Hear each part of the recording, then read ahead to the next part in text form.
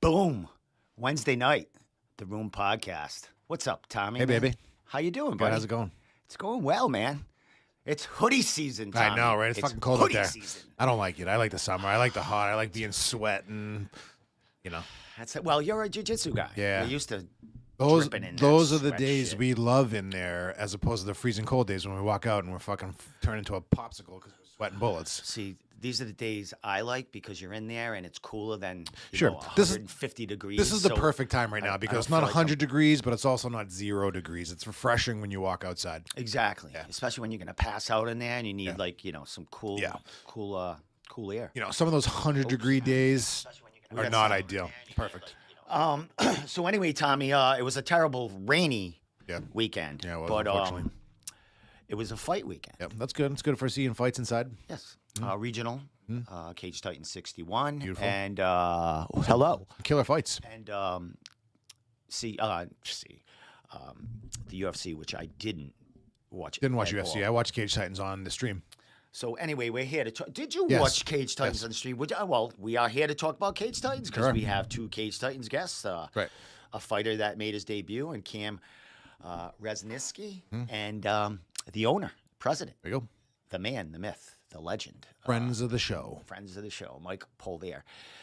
So go ahead, talk. How'd you feel about the card? It was great card. A couple of my guys didn't go the way they wanted, unfortunately, but we know that's the fight game. The stream was good enough. I don't know if it was my connection or theirs, but it seemed to be cutting in and out audio a little bit. It could have been my connection. It's hard to tell. All through the stream? Once in a while. So I run it on my phone and then I throw it over to the TV. So I was kind of That's bouncing where back you might and be forth. losing something. Yeah. So in- then in when between I there. put it on the TV, it seemed the connection was good. So I think it was just kind of a bad connection, but it really didn't affect it too much for me. I enjoyed it all. Some good fights, some good knockouts. Jesus. Yeah. Jesus. One guy died in there. Yeah. He came back though at least. Dude, we were cage side Yeah. when that happened, Yeah. and damn, out of nowhere, the fight was like kind of neutral. You know, two heavyweights, yeah. kind of. It was a lot of cage work, and the end of the friggin' I think second round, You're talking the heavyweight there. yeah. Oh well, there was two heavyweights. yeah, not the Hassan Ross Graham. Hilton. Yeah, Hassan Graham. one before that, right? He killed that man. Yeah. Yeah. And that guy's a good guy. Sure. Yeah, he's older. He's like our age. Yeah, My age, at least. he's Yeah. older. I've seen him fight before. He's a gamer. Yeah, he's like like my age. He got caught the end of the round. Holy cow! Yeah, got caught. Poor he thing. went to the dark realm. Yeah. So and then the heavyweight title fight, Yep. the co-main. Ross Hilton, right? So it was a great night and a disappointing night for Cage Titans homie fans. You know what I mean? sure, Because Cage Titans lost two titles from out of New England. One's going to Canada, and I think one's going to New York. I think that's where the fella that beat Ross Hilton's from. Yep. So I think that might be the first time Cage Titans has lost a couple of titles. Gotta get 'em back. Maybe, I don't even know if they've had one title that left New England. You know what I mean? As far as a person, out of the New England area. I think this might be a first, so we might have Dad, to get him back. Get him talk back. to It's something Mike to work about for. that. Man, we got to get them titles back here. So that place cleared out after that headliner. Well, yeah. Yeah. I mean, Joe was the guy. That place was today. a mass exodus. It was. It was crazy to see how quick everyone left. Gone. Yeah. Everyone wants to make it to the after party too at the tavern. on the Sure, Wharf, too. sure. Yeah, but more of an excuse for that. You know, Yeah, get the people, fuck out of there. people are out of there, gone. But I liked it. Sure.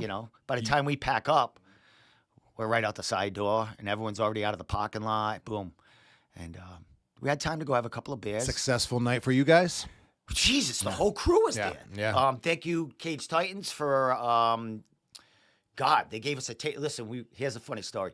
So we walk in, and we're usually in the same place all the time, right? And so we walk in, and our table has this beautiful tablecloth on. Oh, nice. Gorgeous, and it's got cans of I couldn't see what exactly it was. And I'm thinking to myself, that ain't our fucking table. That ain't our table. And I'm thinking to myself, maybe it's Andrew Valdina's because he was doing a meet and greet for his buddy's fight yeah. wear stuff. Okay. So we find Mike, And and the place, it was early. We got there like 4:30, quarter five. And Mike's like, no, that's your table. I was like, holy shit. Yeah, they have VIP access. So it was like, it was all of us. It was all five of us. So Good. That's good shit. Dylan made his Cage Titans debut. Nice. And he killed it. He's still putting out interviews. He went in the back and got some stuff. But Yeah, I was watching some of his stuff. I always chime in on his and comment and Yeah, things like that and he's go doing back. well. And He's yeah, doing Dylan's good. a good kid. He's not afraid to get in there. No, yeah, exactly. Good, and he loves it. Yeah.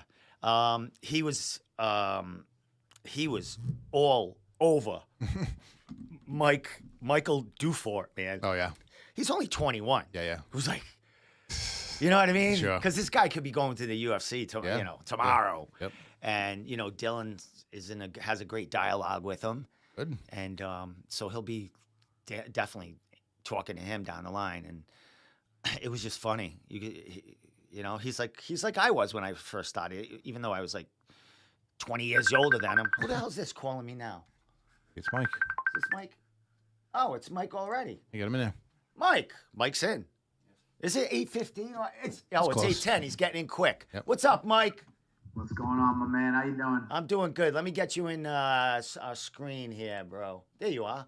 I just got to move you around a little bit. Get your. Oh, he looks good. He looks good after a Cage Titans After a long doesn't he? weekend.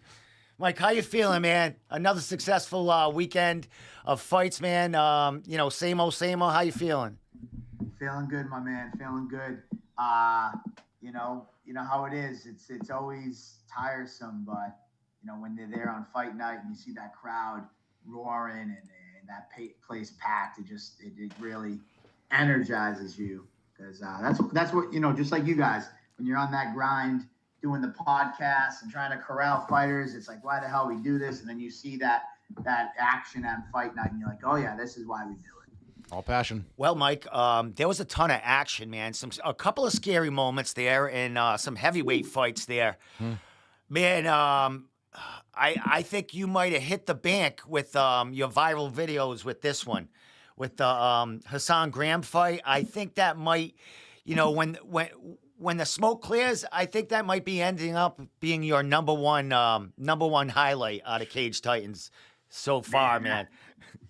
Definitely. That was an insane knockout. And Hassan Graham, man, he kind of like, he's kicked off the viral stuff for us before, because he's had some of these nasty knockouts like that. But man, Andy told me that was probably the nastiest knockout he's ever seen live in person. I didn't see it when it happened. But for all intents and purposes, I hear it, it was brutal knockout. On the positive note, Max is okay. Good. He did get taken to the hospital, but he was released. He was at the hotel. Andy ran into him the next morning, and all's well with him. But yeah, man, crazy knockout with Hassan Graham, and that guy had dynamite for fists. Well, before we came on, I don't know if you heard us, but we talked about the two titles changing hands. I'm glad you brought that up. I wanted to correct you guys. All right, go. so go ahead. Go ahead. Couple corrections. One, our first out-of-state champion was Darren Mima from out in New York. Okay. Then we've also, how can you forget the party, Joe Penafiel Oh, my from God. Right. Florida. Never forgotten. Joshua Marsh is from Florida as well, Melbourne, Florida. And then obviously Dufort, our first ever international champion, fighting out of Canada. So this isn't the first time titles have not been New England, but I just think that it speaks to the growth of Cage Titans. Actually, and then even Ross Hilton, who was the champ, he was from Maine. Yep. Which I don't know if you consider Maine from New England, but Yeah. I think this just shows the progression of Cage Titans and the growth that we have and we're not just, we are a New England promotion, but I don't feel any type of way like, oh, it's our belt and it was taken from us. I mean, as you've seen with guys like Joe the Party, doesn't matter that he was from Florida. He's one of our guys. Like he holds our belt. He's one of our guys. I don't know how much you followed Marsh or Dufort since they've won the titles. They hold these titles in high regards, and they're our guys. They represent our brand and they represent us no matter where they're from. and I'm honored to have a company that we can bring in guys from out of state and out of country. We had a guy from France and Bryce Pachode who fought for our featherweight title. So we've been able to expand a little bit beyond New England in our pro ranks, which has been nice. And I think what separates us a little bit is that we're not a promotion that says these guys take our belts. There are people too. We're not walking down the hometown guy. We're not only promoting the hometown guy just as much as we pumped up Joe Giannetti, we were pumping up Dufort in the lead up. If you fight for Cage Titans, whether you live in New England, you live 10 minutes from the venue, or you live, 20 hours from the venue, or an airplane ride, if you're a part of our show, you're part of our show, and you're our guy. Well, I did mention to you when we talked earlier, like the week before, about whoever wins this title, if it's Joe that defends it, or if it's Michael that takes it away, they're going to be both great representatives of the promotion because we talked about it. Whoever wins this fight, man, it should be stamped in cement that they'll be getting a shot in the UFC in one way or another. And they're representing New England no matter if he brought that belt to Canada or it stayed in Plymouth. So it's a win-win for everybody. You know what I mean? Yeah, I think it's just it's a beautiful and honestly, I'm honored to have Dufort hold the belt. He was a true professional, and I talked a little bit about it on my TikTok Tuesday with Ken Moy. You know, cheap plug, but he's a beautiful representation, and he's an utter professional, and we're honored to have someone like that hold our title. And it's a great thing. And same thing with Joshua Marsh. Like, these guys are true professionals through and through. And as in regards to Dufort, the next steps to UFC for this kid, I can't imagine it being any other way. If it's not, I guarantee, just like the party, his trajectory is just like the parties with Cage Titans. They come in with the heat, getting the boos, getting the middle fingers, and I think that their skill sets and what they're doing inside the cage, I think people will start to realize, become fans. And I'll tell you this: I saw Dufort do an interview, and he had a Red Sox hat on. Somebody actually gave him a Red Sox hat, and he was wearing it in an interview. Love that. This is another message for some fighters out there that being a part of Cage Titans and the regional scene is about, and this whole entire MMA business is entertainment business. And one way or the other, whether you're the local guy, going and collecting $75 from your friends selling tickets, or your guys like the Party and Dufort and Marsh, you're the out of state guy coming in selling tickets through your actions and becoming the villain or hyping the fight. Chael Sonnen was one of the best in the business. He wasn't selling tickets in the UFC per se, hand to hand. He was selling ticket by hitting the interview streams and going out and doing interviews and doing press conferences and giving media sound bites. Like, that's another level that, especially with Cage Titans, you can do. You don't have to be Andrew Valdina and selling 100 tickets to have people care about your fight at Cage Titans. You could be an out-of-stater pumping it up. We're going to share that content, and now people are going to be interested in you. Either going to want to see you get your ass kicked like they did on Dufort, or they want to see you win, like Giannetti. So it's just it's an interesting kind of play that I like. Well, not to get to specific fights or breakdowns of those, but Mike, you had some debuts as Dufort coming into Cage Titans for the first time. You had some debuts from amateurs and, a couple of pros here and there, man. I got one of them coming on after you, Cam. Man, you always, the Springfield and Connecticut fighters are migrating into Plymouth quite a lot now. Some of these fighters are sprouting out, and we haven't heard too much of them, and they're looking for their shine and want to say, hey, we're out here. And it looks like Cage Titans is a promotion that'll, kind of boost them out there and let people know other fighters in New England, not just the ones that fight every, 3 or 4 months. Yeah, man. Western Masses in Connecticut, they've always had a great, fighter stable. unfortunately, I mean, don't clip this, but unfortunately, they just haven't had a promotion out there that really kind of back them and push them. Not trying to be disrespectful to anybody, but it's just the truth. They haven't really had much exposure out to that side of the state. But I know, guys like we brought Pat Casey into the mix, and he's in there. Beating Marty Navis, and then we brought in Sam Watford, and now Cam Resnisky. Cam said it best, like in his post-fight interview. He's like, I was undefeated as amateur. I'm undefeated as pro. He's like, no one even knows who I am or give me any recognition. I'll tell you now, right now, Cam Resnisky's getting his recognition that he deserves. And I've kind of heard for a long time that kid's a stud. So, and you know what I got to give credit to is that the guys like Cam and Sam Watford, Sage Philippe, Hassan Graham, like they're going about it in a lot different way. They're not asking me for easy fights. Cam's calling out Jack Congdon, and in his post fight, Hassan Graham's calling out William Knight, Joe Poirier calling out Casey Norton. I mean, like, I love that New England energy right now because guys are not protecting themselves and they're saying, you know what? There's a change in the guard here. We're gonna test ourselves. We're gonna fuck everybody up on the local scene. And if you're in my way, I don't care who you are. We want tough fights, and we want to prove that we're the best in New England. And hats off to some of these fighters for what I would in past be like, yo, pump the brakes. Maybe don't be jumping in at the. Hassan 2-1. He tried to get into the cage when March won. I was like, yo, stay back. Like you're 2-1. Like let's kind of progress a little bit. But he's like, nope. And even Cam's already calling for Jack Congdon. So yeah, man, it's a great time to be alive right now, and I welcome the addition of these Western Mass and Connecticut guys. Finally coming over to Cage Titans and seeing what we can do for them. Now, Jack Congdon and Cam are both 3-0, correct?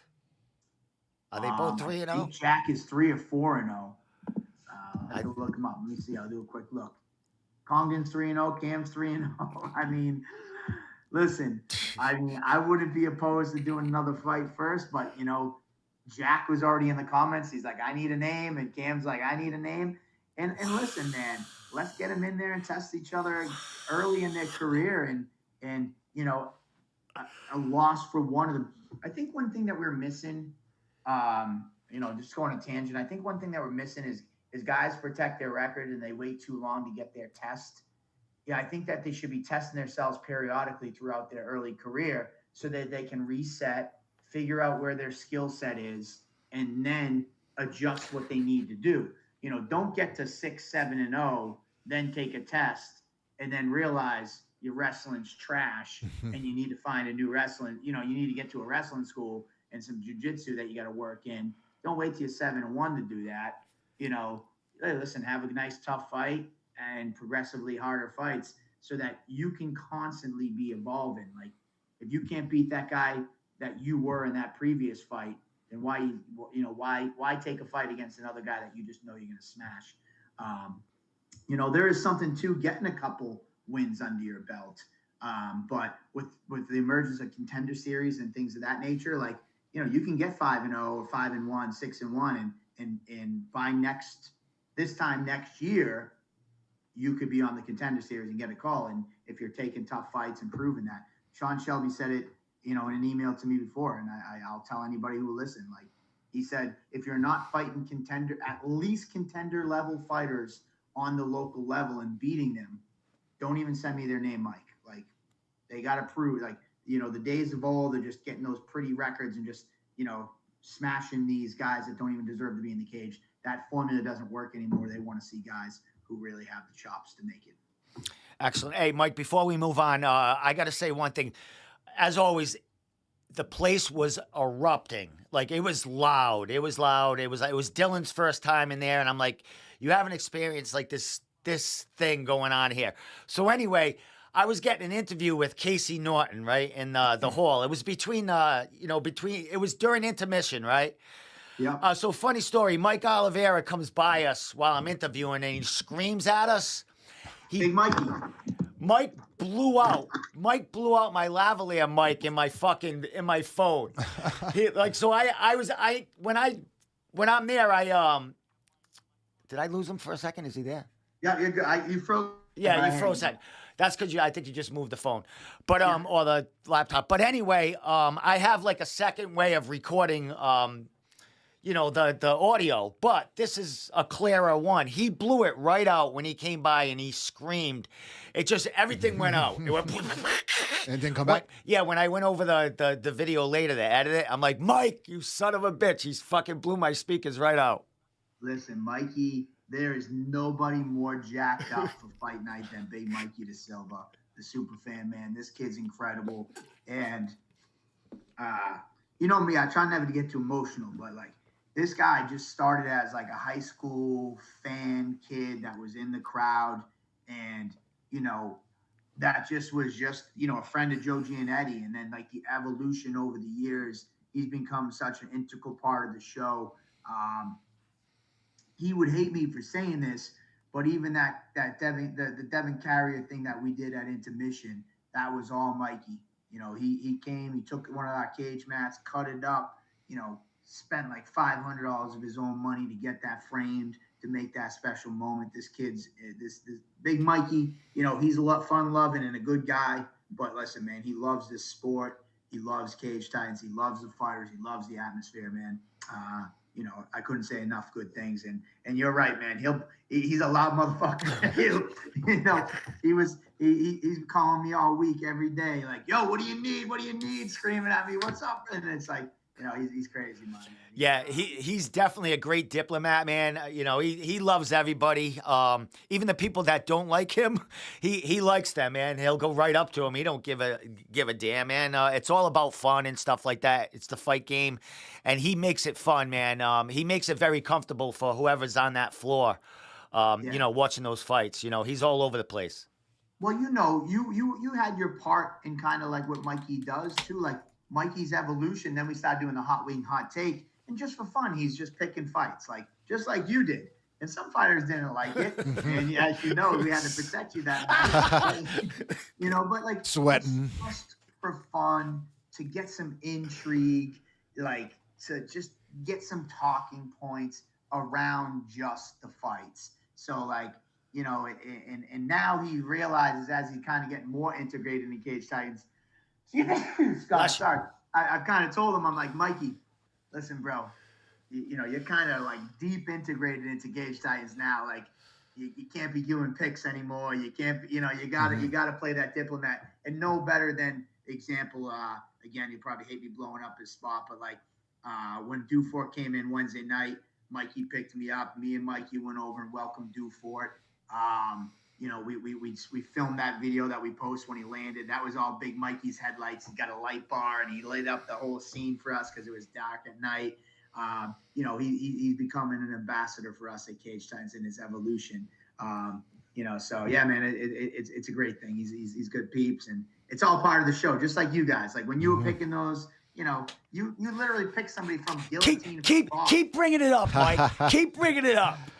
You picked Guillotine from Bottom. Who the fuck even that? I've never bet the entire company on the pick. He was so unsure of it too. You could see him sweating while he was saying it. I'm like, I am so confident. Actually, I think it was Marty Navis armbar from top. Yes, that was it, Michael. I am so confident. I will bet you the entire company that Marty Navis is not giving up top position for the hot bar. That is one segment and one clip that I will never live down. We'll never let you. Ever live down, man. Mike, a couple other things, man. You mentioned some of the announcements and some of the fighters, behind the scenes that are talking and might want to come back or whatever. And you said you have fights booked, ahead and in advance. But, any other surprises coming? We saw that Valdina called out Jeff Joy in there. Not sure if that's going to be set in stone. We know Valdina wants it. Jeff did go in there. But do you see that fight happening in November? Is it still up in the air? What's your thoughts on that one? Yeah, man, just to kind of clear the air on that fight, I just got to be totally transparent. First I want to apologize to Jeff Joy, who kind of got put on the spot there. Jeff made it clear to me that he was not going to be available for November, before that night came up. And, So he felt kind of a little backdoored in there, and rightfully so. Him and I talked a good amount this week and try to clear the air a little bit. And I explained to him, listen, Valdina got caught up in the moment. He knew you couldn't do it, but he called you out anyways. And then when you went in there, obviously social media kind of ran with it, but just to kind of clear the air, that is definitely a fight that both guys want. And both we have even targeted before. Like I've talked to both parties about this fight, even last summer, like at the beginning of the summer, as like a showdown coming down the pipe. More than likely, it's 100% not happening in November. Valdina will still be on the card in November. Maybe we're going to target Joy versus Valdina, depending on how things go for the beginning of the year. All right, cool. Well, we did have some good ones. We had Aaron Hughes versus Jerry Moose. Oh yes, Aaron. Yeah, Aaron's on right now, and he goes, "I'll see you on November 11th." That's a great fight right there. I know Aaron has mentioned Jerry in the past. Maybe his last fight. And now it's happening, man. And as we know, Jerry is a rising star in New England. He's making his own.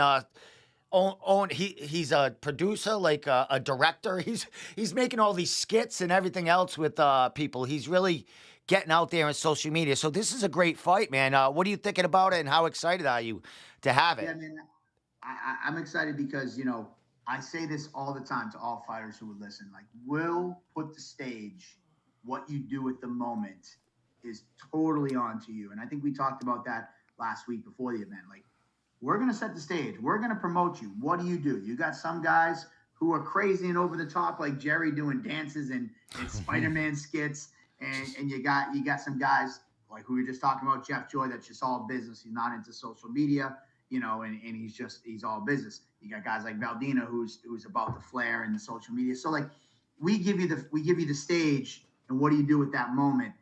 Jerry Moose and Aaron Hughes are two guys that essentially took that motto and ran with it.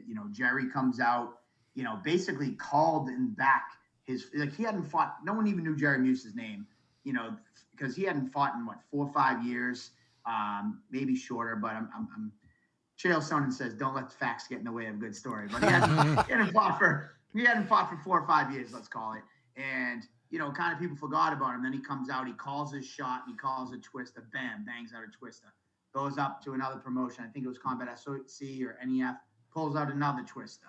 Then he goes and pulls the Eminari roll. Like, he's doing the dance, and he's coming out with the Captain America, doing all that stuff. And he took the moment and ran with it. And now he's one of the most talked about guys.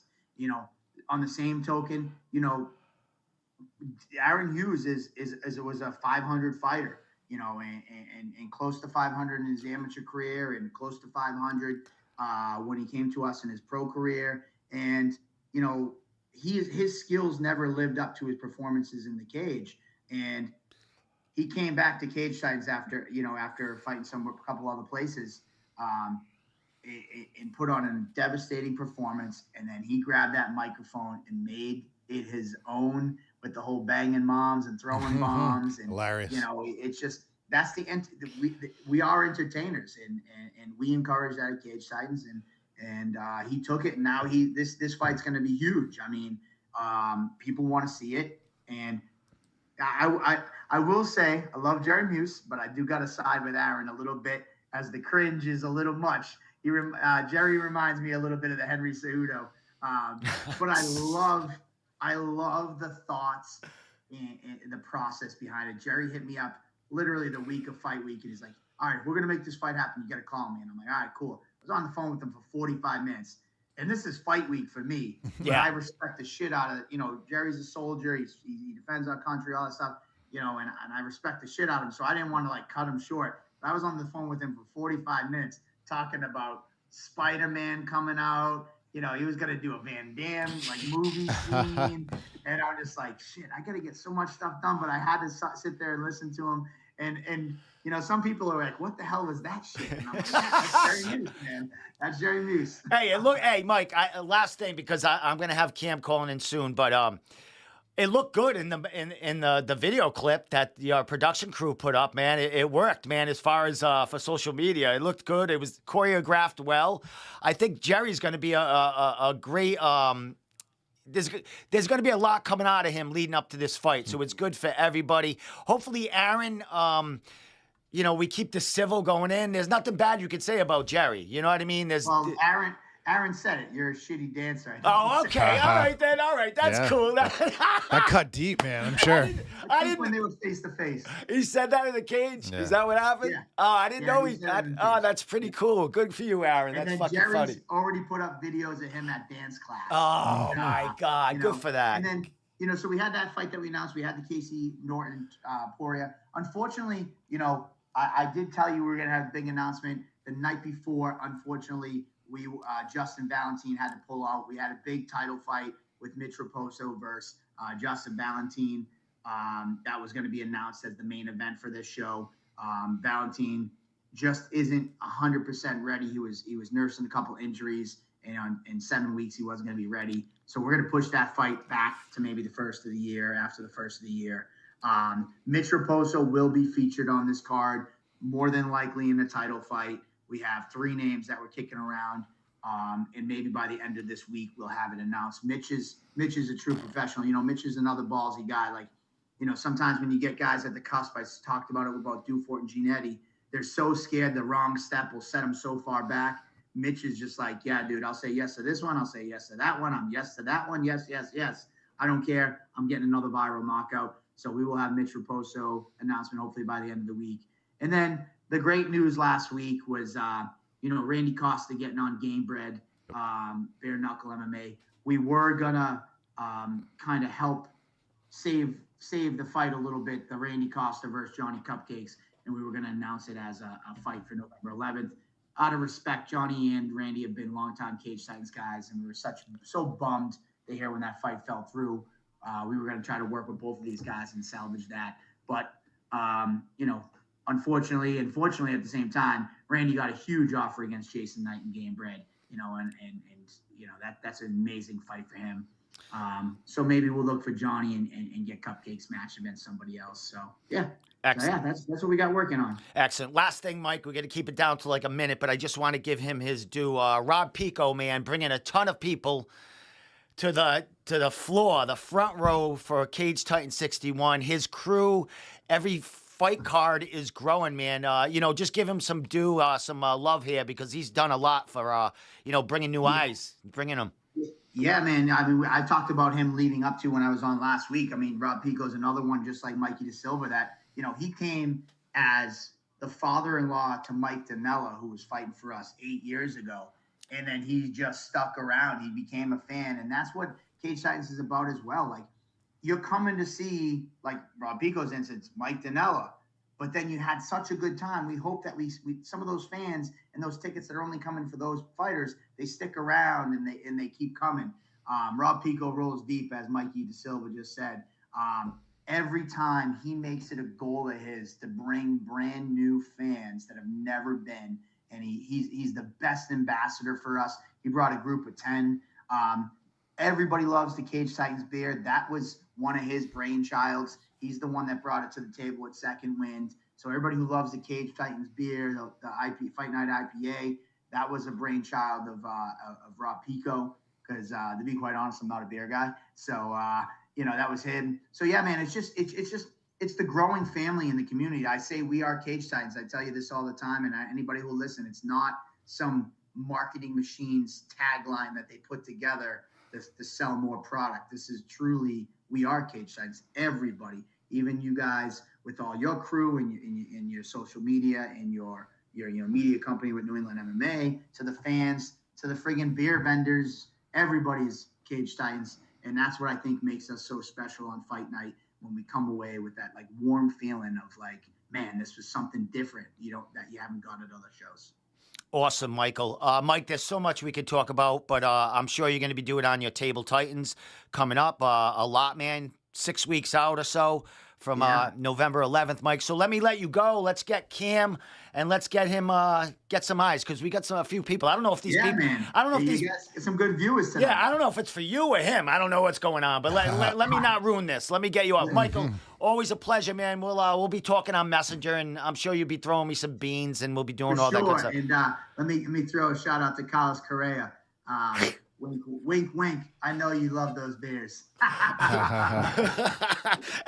Hey, there's not a post. There's not like a picture of him in the hall, like a most wanted or anything like that. Is Nah, Carlos is a good dude. Carlos goes back to like Cape Side. Yeah, I know. Hey, I look forward to listening to Cam.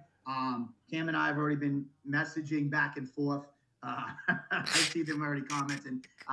We got some things in the work for Cam. So, man, let's go. Thank you guys as always, and follow us on all our social media. Later, guys. Peace. Later, Michael.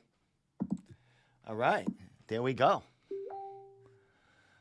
All right, my man. Let me Very see. good. If Cam, there he is, right there. All right, we're gonna just Reset. reset for 2 Yeah. minutes. Cam, give us 2 minutes right here. So, Polvere's always got a good. oh my God, it's awesome, isn't it? Yep, It's like a break. I don't have to do nothing. You know what I mean? Yeah, you can like be quiet for a second. Yeah, I could drink my warm beer and stuff like that. You know Warm what beer. I mean? Hey, Mike, I am gonna clip that out. When you screamed in the mic, well, you didn't mean to scream in the mic. You just came walking through the hall. Wow, And the like, mic was right there. I think my camera shook and everything. So I'm gonna take that clip. I'm gonna have to make a meme out of it. Sure, You yeah. know, when I'm gonna have to make something. Do something with it because Fucking it blowing blew my it right out speaker up. Oh yeah, you hear it. and doesn't come back. No, No shit. I had to take it from my other audio, Yeah. which was You're kind of just- cool. It was like it sounded like you're in a friggin' crowd all over the place. Yep, The yep. other mic's kind of cut Close. in, Yep. but he blew that one right the fuck out.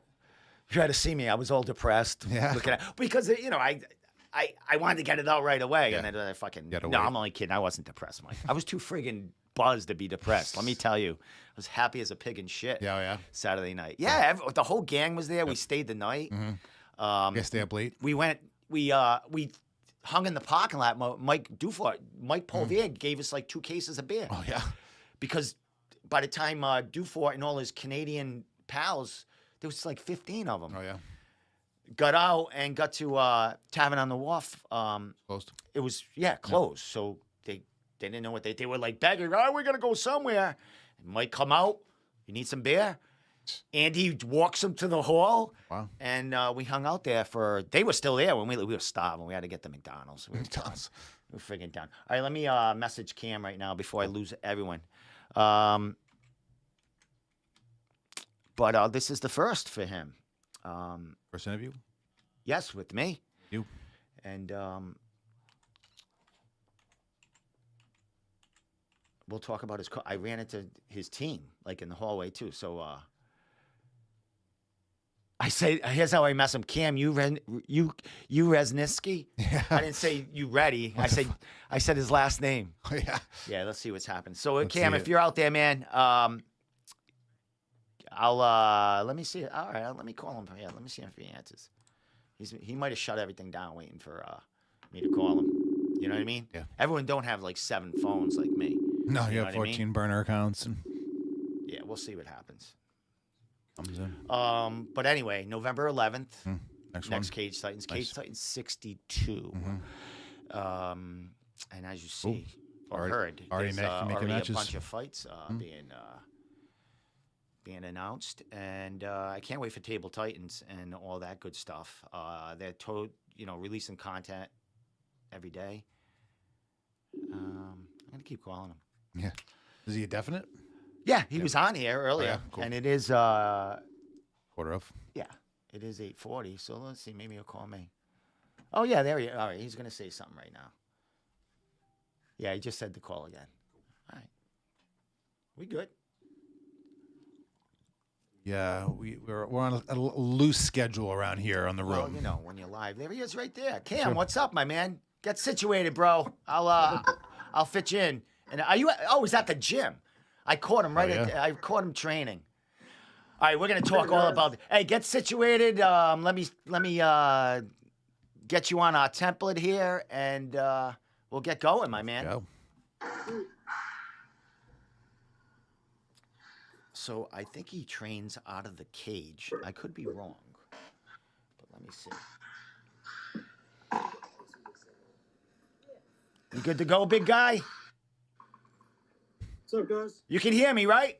I can hear you. All right, here we go. There he is. Cam Resnisky. Nisky? No N in there, man. Hey, dude, I got to get used to saying your name. It's a tough one. It's not that tough, but Resnisky. Resnisky. Yeah. It's not too All tough. right, my man. Boy, I say it wrong again? No, you sound good. All right. All right. Hey, what's up, my man? Where you at right now? What gym is your main gym that you train at? Yeah, man. So right now I am at the Cage JSA. I'm in Cromwell, Connecticut. I'll give you guys a little show you guys. I got a sweet gym, man. Wow, that's big. Nice. That looks good. That's yeah, it big. goes back far. We got a whole strength and conditioning way back there, and then we got our cage over here. So now it's cool too because you walk in through the mats. It's the only way you can get to the cage. You can't just randomly walk in there. So yeah, it's a cool gym for sure. Now, Kim, I remember the cage, the cage a while back. Dan Dubuque, I think, used to fight out of it, and then I think it ended up, is this that gym just transformed into something different? Yeah, pretty much. So yeah, there was the cage back then. And then there was the JSA, and then they combined in I think 2018. I want to say made the Cage JSA, and we're thinking about a name change, but that's up in there. But yeah, so this is like we do have the origins from the original Cage here. Yes, that is us. I know that gym was old school and a lot of older fighters there. Are there any fighters or coaches from that old gym that are at this gym now? So we have Matt Briers, our head coach, Oz, Kenny. So a lot of the coaches that were at the Cage and the JSA, they're still here. The fighters, not too much. The fighters, we have a bunch of the same nogi dudes, the same jiu-jitsu dudes. So yeah, we still have a bunch of the same origins, but even that was, I want to say it was Soul Fighters, and then they trained to double five, or they changed to double five. So same origins, but it's a little updated, new and improved, and ready to rock now. So, do you cross train anywhere? Do you travel around Connecticut or any other area getting some other work in? That's a good question. So I do train at Parker Porter's gym at Heavy Hitters in New Britain. So I'll be there on a few days of the week, and then I do train with Parker Porter there. I'm at the Cage. I used to go to FAA in Springfield a lot and train with Jeremy and all those dudes. I have been to FAA in Milford. That's an awesome gym. I'm honestly looking forward to it. I talk to Nick all the time, or not all the time, but here and there. And I'm looking forward to cross-training with him again. But since I was fighting an FAA dude out of Milford, we kind of kept our distance for this one. But nothing personal, all business. Of course. I knew he was a tough opponent, and it was a great matchup for me. Not 100%. I was going to go in there and win it, but it was going to be a tough fight that I needed. So, yeah, cross train. I go to Parker Porter's gym. We got the Cage, and I'm going to be adding FAA back into my schedule. So excellent. Well, speaking of Parker Porter, after your fight, I was running outside to get some fresh air, and I ran into Carlos Candelario, and I ran into the Parker Porter. I was like, oh my God. I'm like you forget who's actually there and who's in your corner or who's some of your trainer partners. And I was like, right away, I put them together with you. I'm like, oh, you're with Cam. Them are some good dudes, man.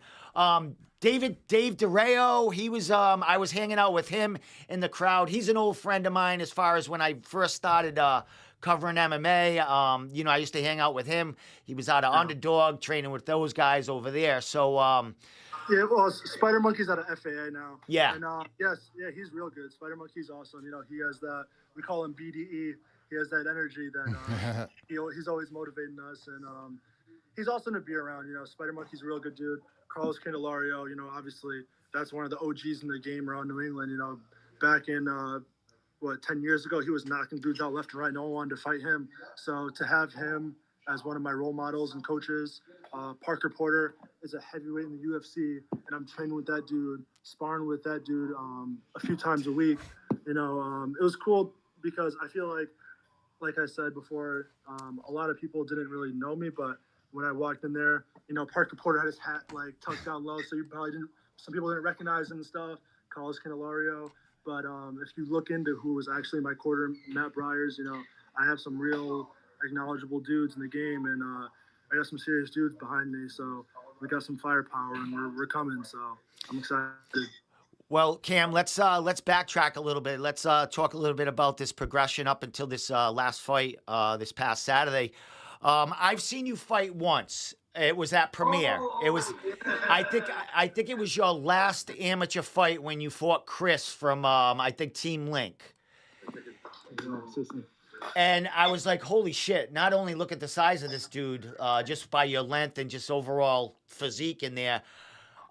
Just how you fought in there. That was the last time I saw you as far as fighting. I know this was your third professional fight. You've done a lot of grappling in between.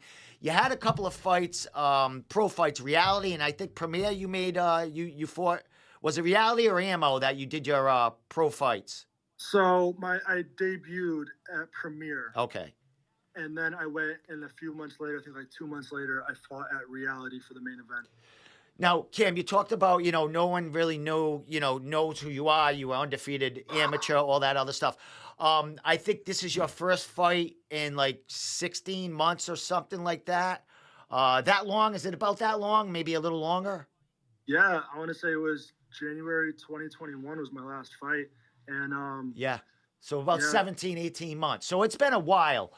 Before we get to the, the fights before this, and why no one, not many people know you from the Plymouth area and, the nucleus of where, all the fighters are and their names are. What was going on in the last like 17 months that you haven't been in the cage?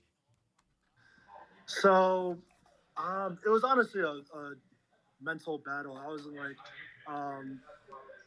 I wanted to get back in there. I just never knew when I was going to be ready. It was just like, coming from my last fight where I was the main event at Mohegan Sun Arena, which is a big casino in Connecticut, and going off that. And then I'm going to backtrack real quick. So before I started fighting, I was playing rugby. I was out of high school, and I was about 17 years old in the men's league playing rugby.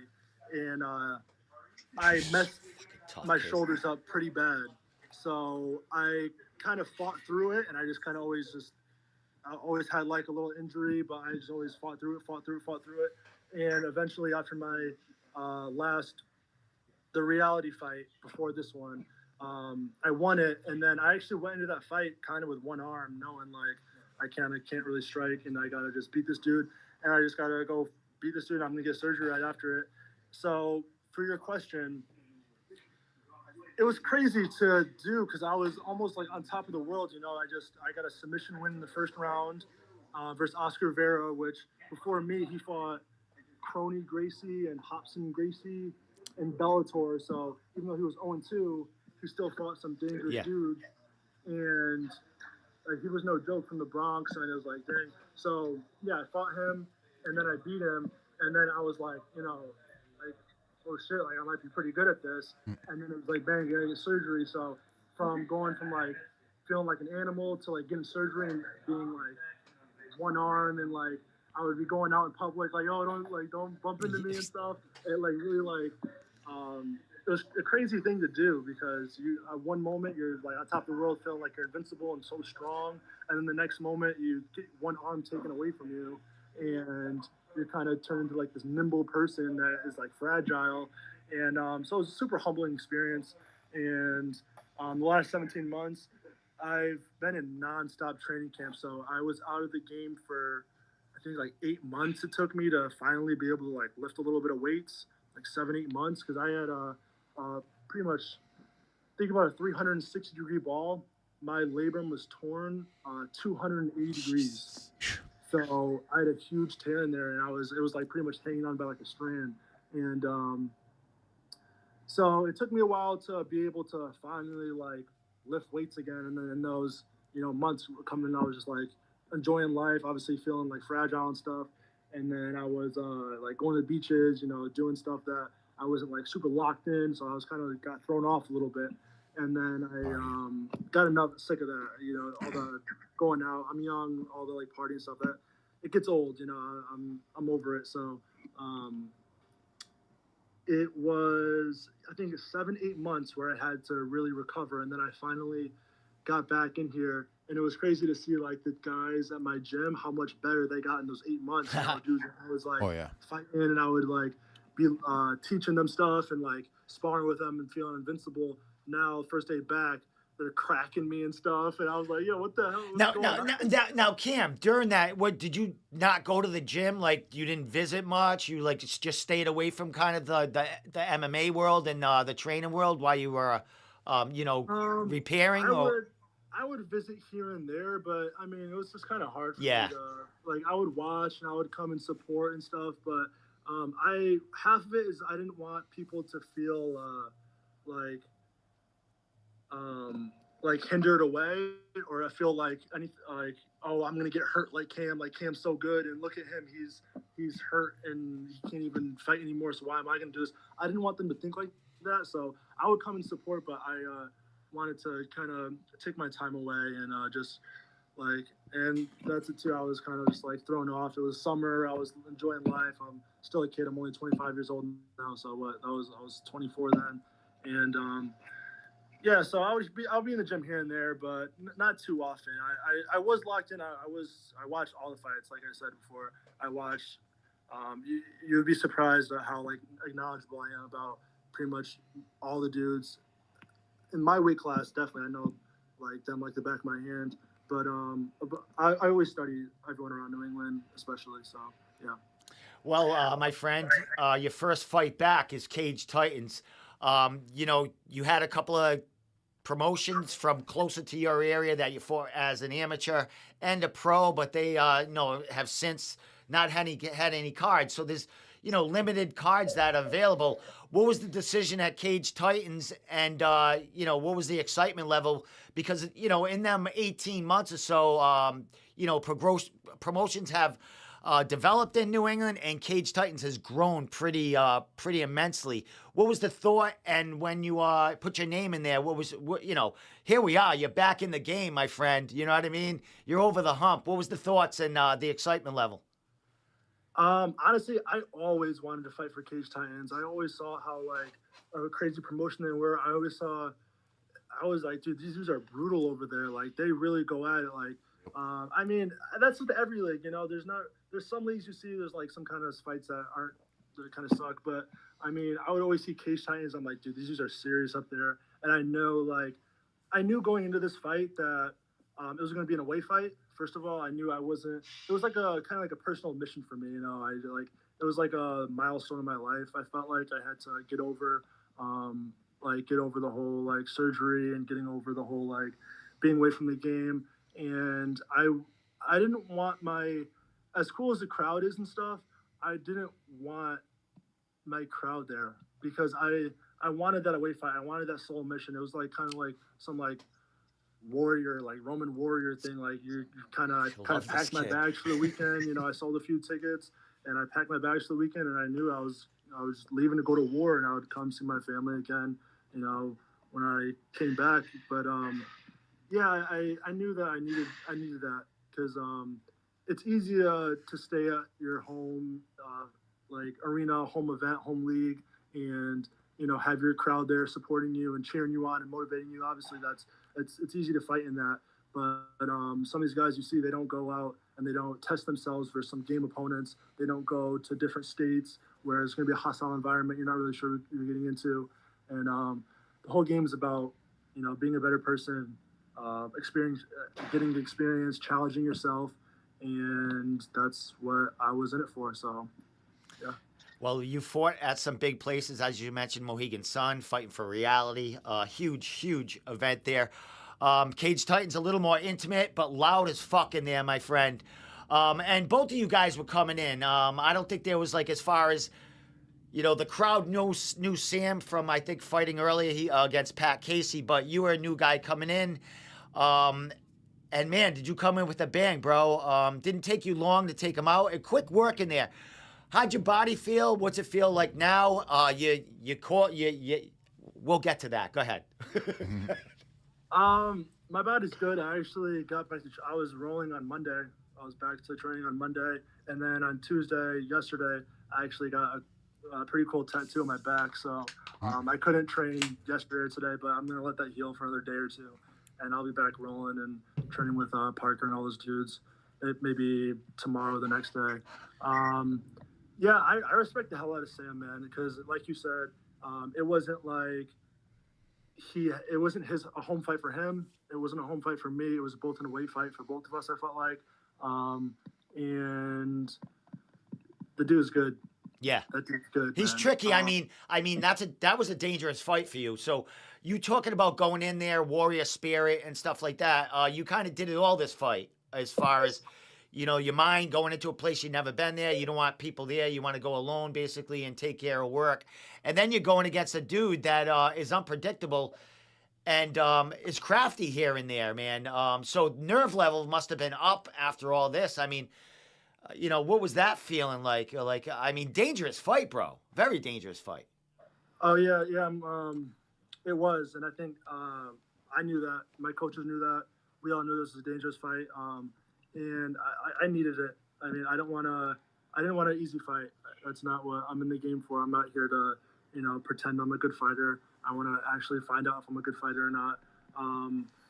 Sam is definitely a dangerous dude. That's a tough fight for anyone. I did not sleep on him at all. You're saying nerve levels.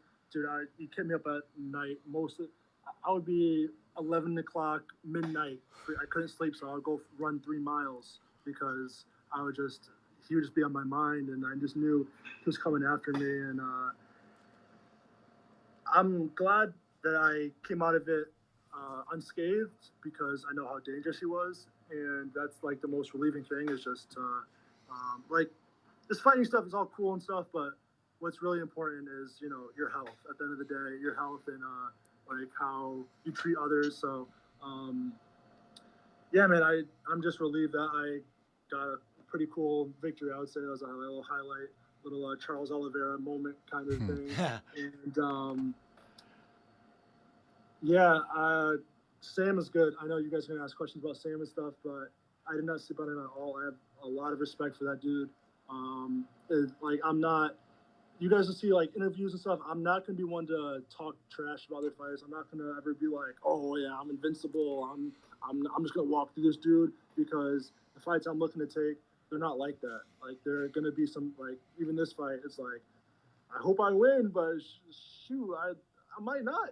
Like, this dude's good, bro. Like, he beat Pat Casey in a war, and that was 2 months ago. So I was like, dude, I had this huge layoff, and I've been in the game for a while, and this dude just fought. I think I looked at he fought like 4 or 5 times in the last year, Sam did. So I was like, damn, he has a lot more experience than me. He's fresh to it. He got all the energy. He just fought at Cage Titans, so it's not like it's his first time. Like, I kind of had all the chips stacked against me, but I just needed to prove to myself that I belong here, and I was gonna, like I said, it was a solo mission. It was a personal thing. I just had to go do, and I'll be proud of myself. I am proud of myself for doing it. So it was a cool time. It was awesome. Well, congratulations, my friend. You got over a lot of stuff on Saturday night, my man. You're telling me. Yeah, my God. Well, I mean, and then you're not done. Immediately after the fight, in your post-fight talk, you called out. I think it's number 7 on our rankings list is Mr. Congdon, man. Out of Jesus, you're not stopping. So what? And you talked about you've been looking, you've been watching, you've been seeing the rankings. Not just Oz Tapology. I'm sure you're looking at fighters all over the place. But man, Congdon, out of the whole list, man, is it just that he's young? He's got that. He's got some hype behind him. What are you looking to do? Spoil a party in there for Cage Titans? So it's funny. I kind of went to Cage Titans to fight Jack. I was at the last, I want to say 3 Cage Titan shows, and like I said, I was in the shadows. I promise you, I was. As soon as the little stairs you walk down, I was the first one sitting right underneath those stairs. So, and I saw, I saw all these dudes fight, and when like Jack would come out, Marty Navis would come out, all these dudes would come out.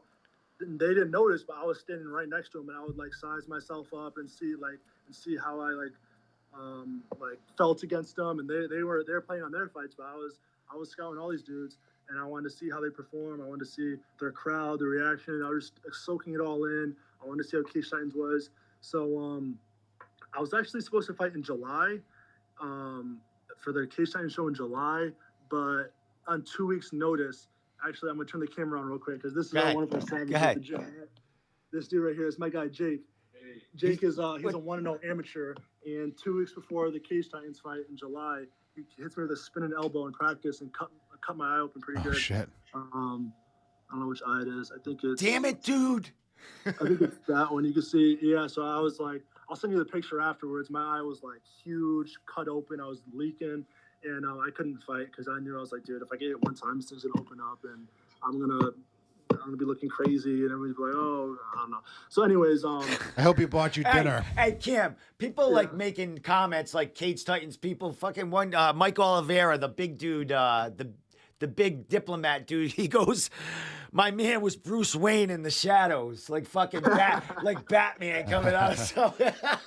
Yo, it's funny too because I actually going into this fight, I like to watch movies. I'm a big movie guy. I'm a big Marvel dude, and the Batman trilogy was kind of the fight that got me into the fight mode. Like when I'd be anxious at night, I popped on. I watched all three of them.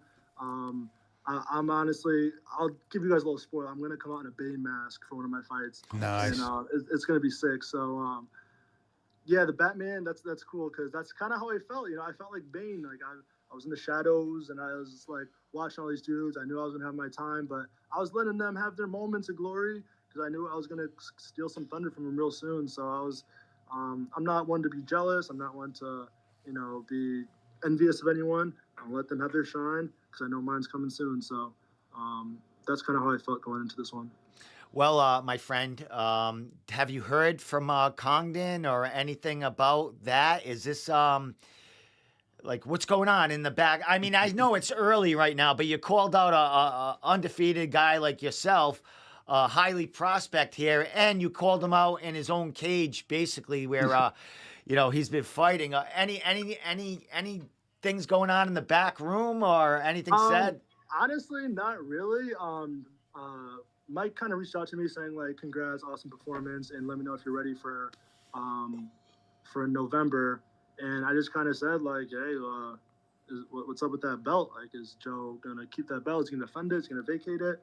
And he said he's gonna vacate it. So I kind of left it at that. I went to train and stuff. So we'll see. Jack, man, I just think that's a good fight. I don't know. For me, it's like this is my 4th league I fought in. Like I said, I'm never going to talk down about anyone. I respect Jack. He's a tough dude. I'm not going to sit here and say he's bad at fighting because he's not. He's a good dude. The thing is, though, he hasn't fought outside of Cage Titans, and that's just facts. He hasn't. And, I'm going and stick my record up. You see me, I'm going to, risk my neck, risk my health, risk my record, and going into an away fight, going into if I fight Jack, that's going to be a super hostile environment for me. But I'm willing to do it to prove that I am a top dog in New England. But you got to see it for what it is, if all the way around, if I ever said, yo, Jack, like come fight me at Mohegan Sun, I can offer you the main event fight. I can offer you a belt fight, and come in my crowd to see how you like an away fight with my people. And I don't think he would take that. So I think I'm not, like I said, I'm not going to talk down about the dude. I respect anyone that steps in the cage. I respect the crap out of them because that takes a lot of balls, a lot of courage. But you just got to see it for what it is. I want to see people challenge themselves.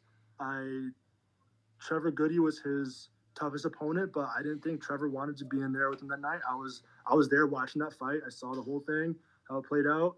I just think Trevor, for whatever reason, he didn't want to be in there with him. I don't think he, was going balls to the wall to get a win.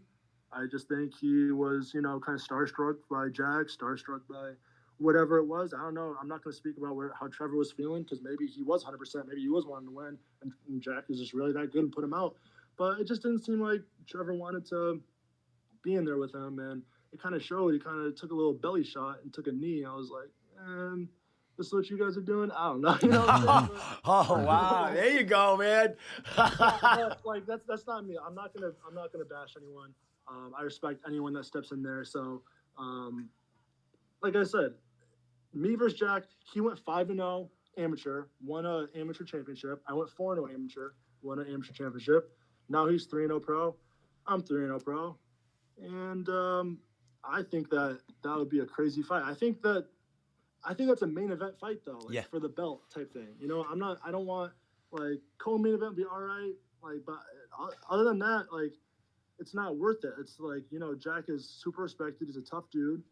Me, I'm getting my respect, and my whole rant about people not knowing me, that's only up in Mass. You come down to CT and you come to one of my, like in January, I plan to fight in reality, whether it's Jack or whoever it is.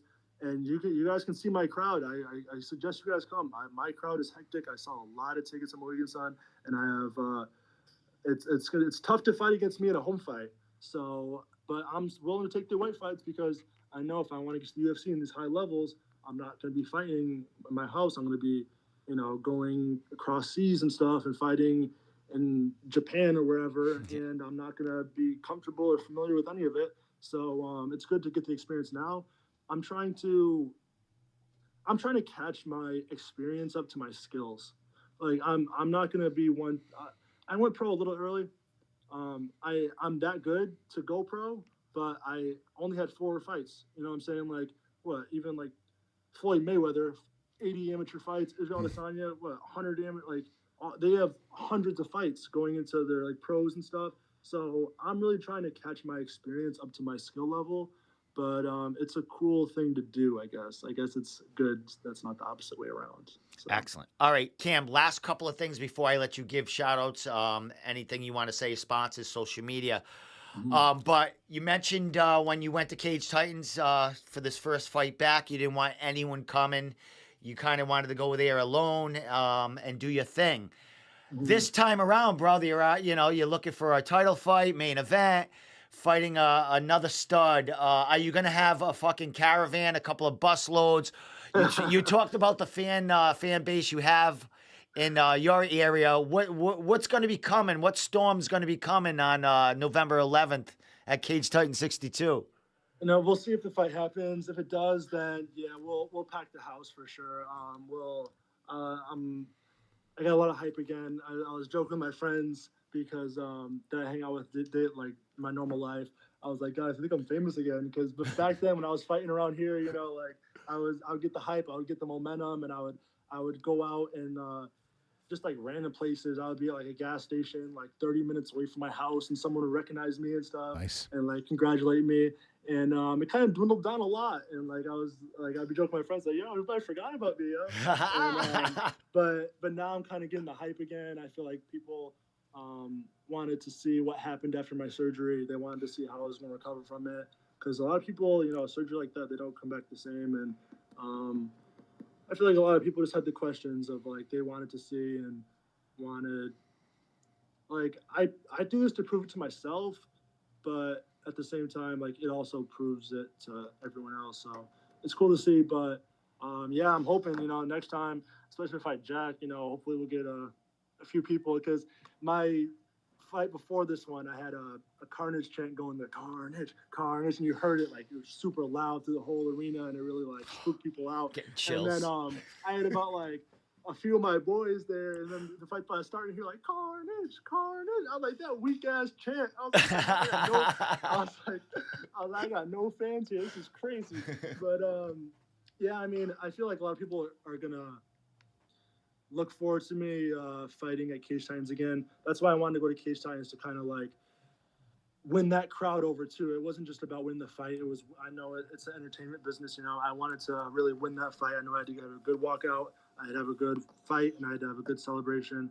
And I wanted to just like, you know, win over that crowd. So I'm like Thor over here, Thanos. You know, I'm taking all these like gauntlet stones and stuff, and Cage Titans is the next infinity stone that I need to grab. So Nice. I'm coming for that belt for sure. Nice. Last thing for me, my man. It's I'm sorry, Tom. Man. No worries, buddy. First time talking to the kid. I'm Good, fucking good. like I could talk to him for another hour. Yeah, But I do little comparisons in my mind of fighters coming up and stuff. You remind me of a fighter right now. You remind me of Billy Goff, like coming up. You're a kid that's not afraid to take a tough fight, doesn't mind going into enemy hostile territory. It's just going to make you a better fight. You're taking tough fights, and you're young. I think Billy's only 26 now, but he's got 2 or 3 times the fights as you. You, to me, have the same kind of progression and the same kind of what's going on as Billy Goff. I don't know if other people do that, but to me, I feel that comparison in the way you're projecting, upwards. Dude, honestly, I appreciate you for saying that because it's actually crazy. The first time I ever saw Billy Goff, we come from the same class in high school, and we both wrestled. So I used to see that dude at wrestling tournaments. I never wrestled him, but I would see him at wrestling tournaments, and he was always good, And I don't know if he saw me or whatever, but we came from some of the best schools in the state, and I would always see him, and I actually trained with him. So nice. I trained with him once. I saw him at Naga. The Naga that he actually hurt his knee. I was actually trying to convince him to stop going. I was like, dude, you got a UFC fight coming up. Like, you hurt your knee. The dude's a dog. He's like, man, my knee will be all right. Like, I'm going back in there. And the dude's literally hopping on one foot and beating somebody. I was like, yo, this dude's crazy. And I knew he was good. I know he's a dog, but I was just like, bro, like, I gave him a fruit snack, I think. I gave him a or something. And I was just like, yo, you gotta I was like, you're good and stuff. I was like, you don't gotta prove to these people at a Naga that you're a dog. Like we know it. You just gotta chill. So for you to compare me to him, that's pretty cool for me because that's kind of the energy I'm trying to bring. Because Billy, he took the tough fights. He went and fought Marty. He fought Sean Lally, yeah. And then he went and fought Justin Sumner. Yeah. So I watched every one of those fights. I was at CES for him when he fought Justin. I saw all of them, and I just always admired. I even talked to him one time, and I was like, "Yo, you're going to fight Marty Davis? That dude's pretty tough." And he was like, "Yeah, he's tough, but I don't know. I think I could beat him." I was like, "All right, bro. I hope you probably can, but we'll see what you got." But I just always admired his level of thinking and his dog mentality of all those dudes at Team Dexter. They're just they wear on the back of their shirts, fight everyone, and they don't care. So I admire that stuff.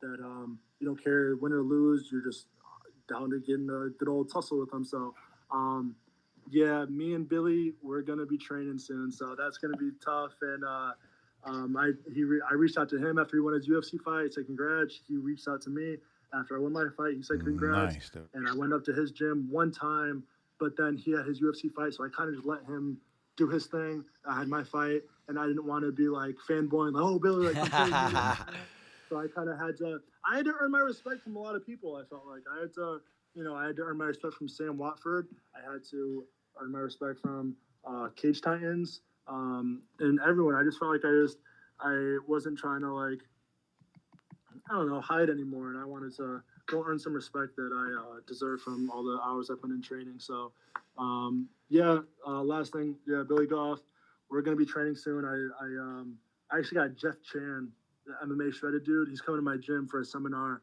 I hit Billy up. I said, "Yo, come down."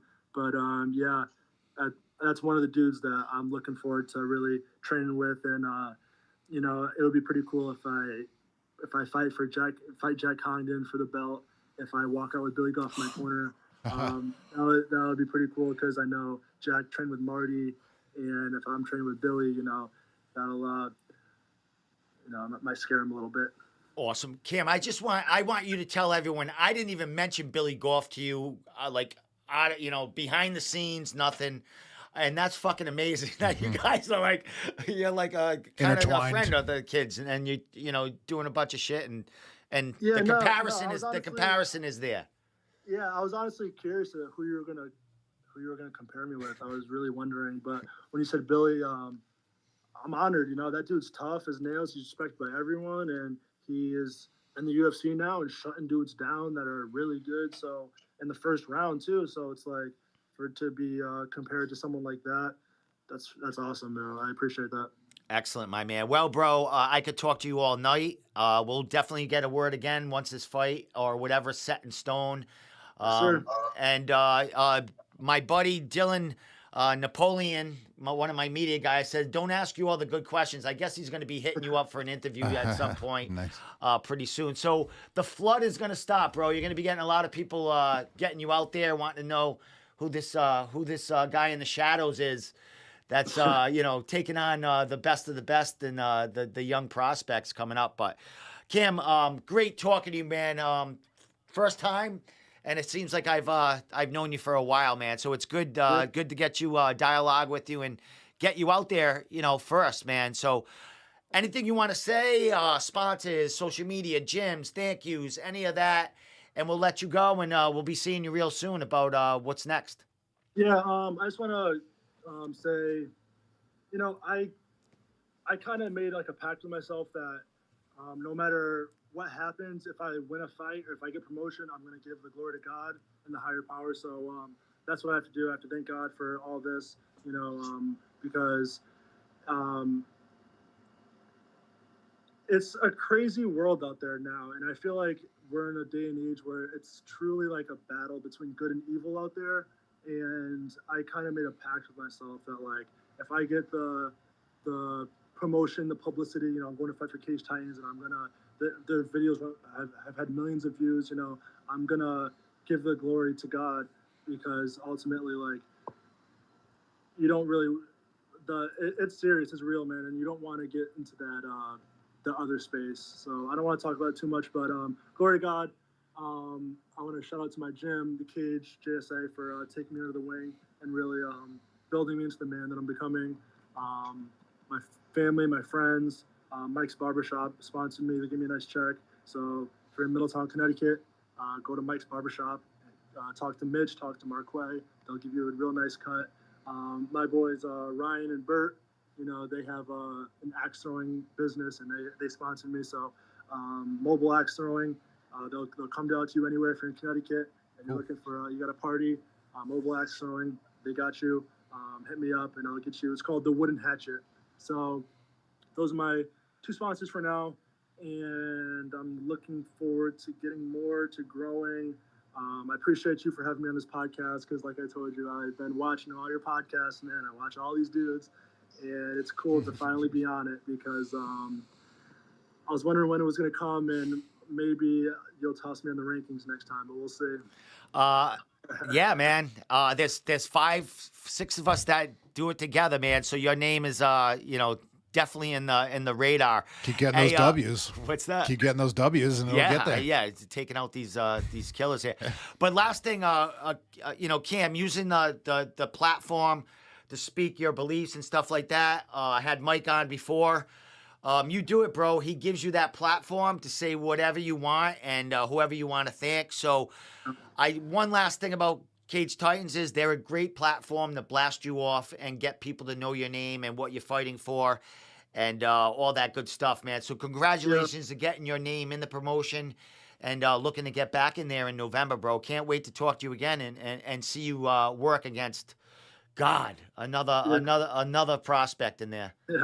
Yeah, I want to say that too. Thanks for reminding me.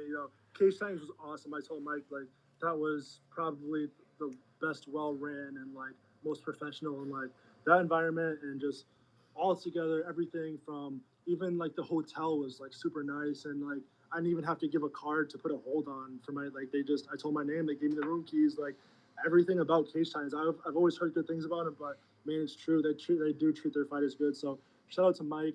That dude's awesome. He cracks me up. And I like it too because they all have the Boston accent, so it kind of cracks me up, like going up there, hearing all the accents. And, I must be really ringing your ears right now. I'm all R's and A's and. I love it though. It's cool though. It's cool. I like to see like the people, like different like cultures and like, different regions, man. Different regions, how they live and stuff. So it's cool to see. and I'm glad that I'm becoming a part of it. So Fuck yeah. I appreciate you guys and especially people like you. You know, you guys don't get a lot of credit, but you guys are the ones that are really promoting us and really like it's taking your time to put the stats together and taking your time out of the day to like. You guys love the sport too, but you guys are really a big part of it. You guys, Travis, Sinclair, my guy Tommy sitting there that hasn't asked me a question yet. But, Damn. Yeah, you guys are all awesome, bro. I appreciate all of you guys, and coming from the fighters, we need people like you guys because we're normal people too. We're human beings, and we're not superheroes that we go in there and we don't feel the punches. Like you're gonna feel those. You're gonna feel your licks. So. To have guys like you that really support us and really take your time out of your day and night to like do stuff like this, have an interview, it's awesome. So you guys, I want to say, keep doing your things because you guys are pretty cool. Thank you, my friend. I Thank you. appreciate those kind words. Last thing, Cam, I have your Instagram handle up here. Do you have anything else you want to throw out there? I think it's Cameron on Facebook. Is it Cam or Cameron on Facebook? That's a good question. I think it's Cam. All right. Well, anyway, they punch in your first that and your last name, they'll get it. They need to start following you, growing your social media, and seeing you get ready for this fight, November 11th, a banger. Hopefully, a main event title fight for you, my man. Bring your people, buddy. Bring your people with you. I got you. Yeah, I'll give you guys the intense fights. I know I'm starting to make a name for myself, and Sam was a real tough, intense fight. But that's what I used to watch before I started fighting. I would watch the fights, and I would see people that were like, man, if I got in there, I would go as hard as I can to put on a good show. And I just saw some people that were I didn't think we were really doing that. So I was like, man, let me get in there. I'll show these cats how to get down. So it's cool to do. Excellent, man. Well, I'll see you soon, bro. Thank you so much for the time, man. It's been a pleasure talking to you. It's been smooth. It's been smooth, Very my cool. man. Very cool. You made it easy on me. A great first time talking to you, brother, and I look forward to doing it again. Tommy and I are going to talk about you for about 5 minutes when you're off the air. All good things. They'll all be all good things. But we're going to go through our social media and, maybe see your finish and a couple other ones from Saturday night. So, Cam, you enjoy your night, man, and say hi to all your peeps over there, man. Carlos. Parker, Carlos Carrier, who's blowing up my feed right now. All those God. Yeah. I'll give a shout out to Carlos too because Carlos really believed in me since day one. Carlos, he has other things going on. He doesn't have to be in the fight game like he is. He's one of the OGs in the fight game. So shout out to Carlos for sure. Thanks for reminding me. And I always have so much on my mental, but shout out to Carlos. He always is there to talk to me no matter what I need. Even though we don't talk too much, he lets me do my thing and train. But anytime, he always motivates me and always has believed in me. So, Carlos, you're my guy. Love you, dog. And let's take this shit over, huh? Excellent, my man. Cam, pleasure, bro. Absolutely. You're a good dude, man. Fucking well-spoken and well-versed in the MMA art of ending people's. So with that said, man, bless you, brother. Thank you so much. Like I said, we're going to talk for 5 minutes, and then we're out of here. But, Cam, you have a great night, man. We'll talk real soon, okay? All right, Tommy, hey, sorry you didn't get any questions. Yeah. But we'll talk soon, buddy. Yo, I train a ton of jujitsu out in Rhode Island, so anytime you want to do a drop in, come do some rolls. We'll get some in. If you need a home in Rhode Island, Hey, Cam, I know you're probably about an hour and 40 minutes here from, but you can always come sit next to Tommy and, you can talk to him right next to him and exactly. get him some play. Sounds good to me. Yeah, we'll plan it. I'll come do some rolls. We'll get another podcast interview in. Fuck yeah. We'll have a good time. All right, my man. You have a good night, man. Pleasure, bro. All right. Thanks, man. My Later. pleasure. Have a good one. Fucking good kid, man. Huh? Super cool. What a good kid, man. Jesus. Like a diamond in the rough. He called me right out, too. He called me right out, too, sleeping. Why? Did he say you were sleeping? No, he just said I didn't ask him a question. Well, I mean, I hug You it. couldn't get me one. Don't I couldn't get one in over you. I hug everything, man. No, I'm the co-host. I get a couple good. Well, you're talking to me now. It's your, Right. it's your job to keep me occupied now, man. Right. You That's can. right. I mean, Tommy, you can always override me. And, Oh, I do. You can always. I do. ask a question. Sometimes Shut I'll put my hand up. Shut the fuck up, Yeah. Steve. Yeah, I'll put my hand up like we're in school. That's what it takes, actually. Sure. You should put a dog collar Yeah, a on me. little It's buzzing zappy. every time you need. No, you took that well. You asked him all the good questions, like Napoleon was saying. Save some for him, and yeah, that was great. That was a good interview. All right, man. For 5 minutes, we're just gonna jump through Cage Titans Instagram here. There's a Casey. No, all right, let me get this up, and I'll just go backwards since we're on. Bear with me, people. I am the producer and everything else here.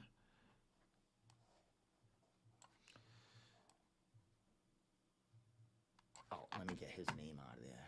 We don't need Cam on there. All right. So let's go through some Cage Titans stuff right here. Who's that? That's Aaron Hughes getting ready for his Jerry Moose fight right there. I think that's. Oh my God! Wait, no, he's probably hate me if I don't show it. This must be some kind of skit he's doing. So it's going to be a fun lead up. I like it. Yeah. There's going to be some characters on that one.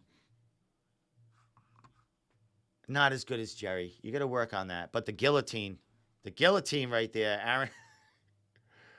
Oh, he's just beating everyone up. Yeah, Jesus. He's acting like Spider-Man now. Fucking Aaron, I like it.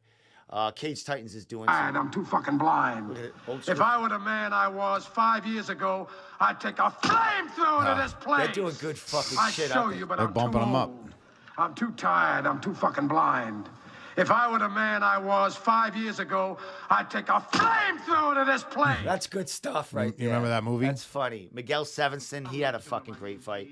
Hassan Graham ended a man's life. Right here. Did you? Oh, That's rough. I'm not going to show that again. Violent. There's Cam right there. I'm looking forward to seeing what happens. We'll see if Jack Condon takes the call. I watch all these dudes. Not to go on a rant or anything, but I've been in the shadows for so long, man. Yeah, the shadows. He's loving the shadows.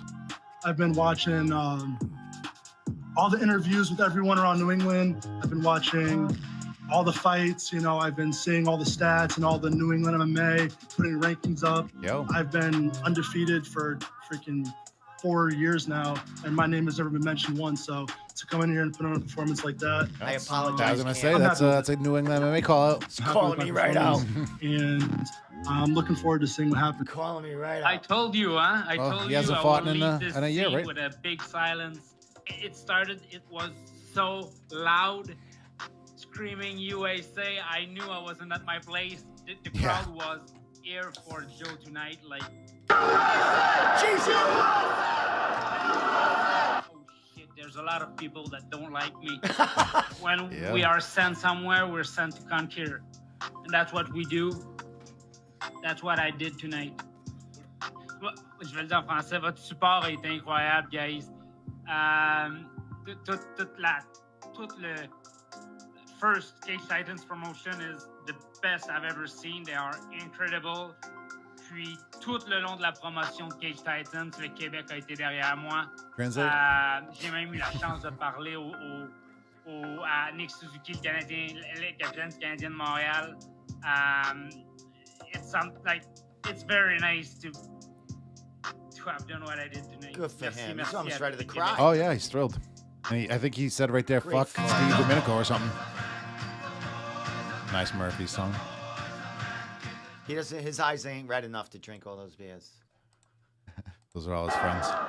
We already saw that. Expectations. Cage Titans lightweight champion, Michael, the Canadian Badass. Yeah, good for him. And then everyone started leaving. Joshua Marsh. Yeah, that was bad too. Yeah. So I was totally wrong on them stats. With Cage Titans. Well, yeah, belt. but- Cage Titans belt has been everywhere. Well, yeah, but what you were saying, and I knew that wasn't really what you had meant was they didn't take the belt away from Cage Titans. They just took it to a different state. It's still the Cage Titan belt, Yeah, I but didn't they're mean there. it as like No. they're like No, because it's us against them. No, or because nothing like that. Joe, the party is one of our friends, and Yeah, I forgot all about Joe. I kind of did, but I'm kind of so didn't when he sorry. started saying it. But I'm like, oh yeah, no shit. He just seems like a local. He seems like a local Cage Titans guy, even though he's from Florida. Is the idea with that? Yeah, I thought it was just Yeah, weird. it's not like they took it I away. wasn't thinking, but it's- yeah, Mike just wanted to. Oh, yeah. He just wanted to set it like they don't have favorites. And it's like the Cage Titans hand is being extended now throughout the whole country. Yes, and it's fucking international. nuts. It's amazing. This guy Dufort comes in Yeah. here. He's fought PFL. He's Yeah. fought Now, major promotions. now up there, they're talking about Cage Yeah, Titans. and he's holding their belt, running Yeah. around with it. Yeah, eating croissants and shit. Croissants. Yeah, I like a croissant. Miguel Sevenson had a great pro debut.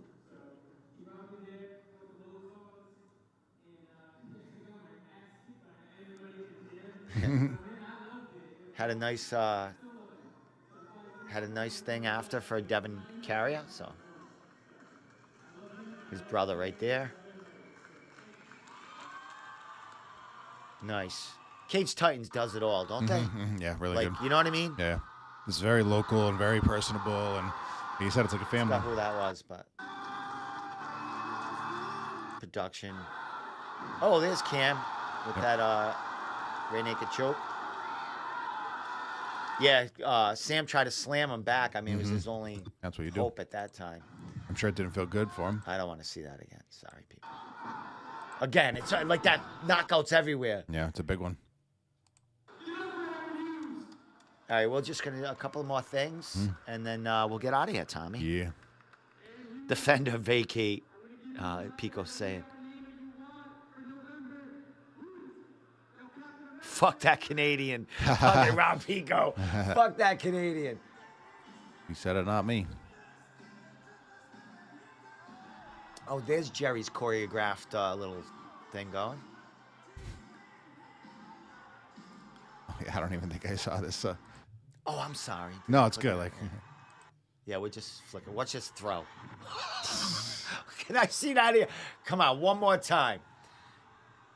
Jay Curley right there. that kid Big is time wrestler. Mansfield kid. He went to high Yes, school with my kid daughter. from Mansfield. Yeah, good. I reached out to him and said congrats Oh, and all did that. you? Yeah, because Did he get back to you? Yeah, he did. He said Oh, thanks, he's a good brother. kid. Yeah, real good. And he's fucking looked good too. He looked fucking. Jesus.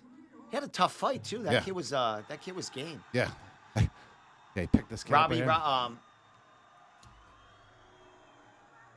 Danny Jefferson, I am interviewing on Friday. We're going to do a recorded one. Let me, Phil Losigno. I think I might have seen him, but I can't tell what these fighters are fighters after they get out of the cage and they got their hoodies on. And Sure. Yeah, they're all dressed up regular. Because I like this kid, and I've never met him face to face, and I think he was around me. Yeah, right. It's like when you see gym And- guys in the regular clothes. I felt bad. I'll give him a hug. Don't and feel too bad. Kiss next time. All right, we got to get out of here, Tommy. So I can't give everyone their love here. You know what I mean? I'm just Yeah. trying to get through there. We'll do it again. Yeah, it's too much going on here. All right, with that said, we're just rambling on anyway. Well, Tommy, I didn't mention, but before you see me, when you see me next Wednesday, I could be a drummer in a Boston band. No kidding. I am, just to let everyone know, I am auditioning. I'm jamming with a band in Boston, a female lead singer. They need a drummer. You play drums? I play drums. I know this singer from about 8 years back. And I'm trying to learn 15 songs for Sunday afternoon. I think you could do it. To go jam with them. Yeah, I picked the easiest ones. She threw 30 songs at me. Just play She like a Beatles song, Ringo. Learn what you can. Yeah, I play the same beat every song. Ringo. You know what I mean? It'll work. Yeah. You know what I mean? The Ringo Starr as long as treatment. You got time. You know what I mean? Yeah, You can work rhythm. around that. Yeah, you got to be born with the rhythm. But yeah, I feel very solid about that. I'm gonna let you hear some of her voice. Sure. After the show. Yep. And I'm excited, man. Classic rock, 70s, Cool. some late 60s and 70s. I'm gonna be doing. Can't wait. So Tommy, I'm gonna leave it off with you. Good to be back. What do you want to say? Great interviews tonight. Couldn't get a couple words in, but that's always good. We had all the guests. That's what we like. We like all the guests to call in so I can take a seat back. But we have nights where it's just us, just going on and on. Exactly. I just want to say our next, I think the next card is CES, and we will be doing a fight companion here. cool. I think Jeff is driving from New Hampshire, and he's going to come here. Do you want to be? When is that? It's in October. It's Sure. a Friday We'll- night. we'll go. I would We'll imagine it's a check it. Friday. Sure. We're going to come here. Yeah. He's coming. Jeff. Jeff from our page. Okay. Yeah. I have a good time with Jeff. Yeah. Jeff and I at the fights are like Hans and Franz. Okay. Yeah, we're No fucking. doubt. We work the crowd. We Good. work the fighters. Cool. And where we have a good buzz going on while we're doing he it. likes to indulge as well. Yes, he did. That's good. We get along. Perfect. We get along. Yeah. We were pretty buzzed Saturday night Good. after all said and done. We have a good time. So I like my team. Good. We all get out of hand every so often. But we have Crew of each knuckleheads. other, the real us, whatever's out there back in. Very good. If you're swimming a little too out to sea, Yeah. we're really That's back good. in. That's key. And yeah, so Cool. with that said, we will be back next Wednesday to talk about my audition. We will. Maybe I'll take a little video of the moment, and we'll give you some excitement. So, Rob Pico, man, always a pleasure, bro. Love you. Mike Oliveira, my buddy. Mike Polvere, thank you so much, as always, for calling in, man. Love what you're doing. Love the staff. Love Cage Titans. And thank you so much for the support you've been giving New England MMA. Damn right. And Carlos Correa? Carlos Correa is asking me about the rankings if from Cam, where he should be in the rankings. Carlos will be coming out with our late fall rankings or early winter rankings after this November fight. So we'll let you know then where Cam sits in the 170-pound category. Now that he's back. Yes. I don't have the list right in front of me now, so I can't make I can't throw him in there. But I think Joe said he's vacating his belt, so that would mean he's coming out of the 170-pound probably class, which that's one guy out. So that's my thing. All right. With that said, thank you so much for tuning in. Check us out on Newport. Check us out in Newport. Check us out on That could be our YouTube, next place. Twitter, Twitch, Instagram. We're really pushing our Instagram page and our Facebook business page. New England Mixed Martial Arts on Instagram and New England MMA on Facebook, group page and business page. Join it. Check it out. Thank you so much for supporting us. Go to the website, newenglandmma.org. If you want to see rankings, if you want to see articles, play-by-plays, all that good stuff that the rest of the team does, go check it out, man. You'll be on there all night. It's some good stuff. We need to update a couple of things from the weekend. I don't think we got to yet, but everything else is pretty much up to date. So thank you so much for the night, folks. I'm going to go sing some karaoke now. So with that said, thank you, people. Good night. Love you. Bye.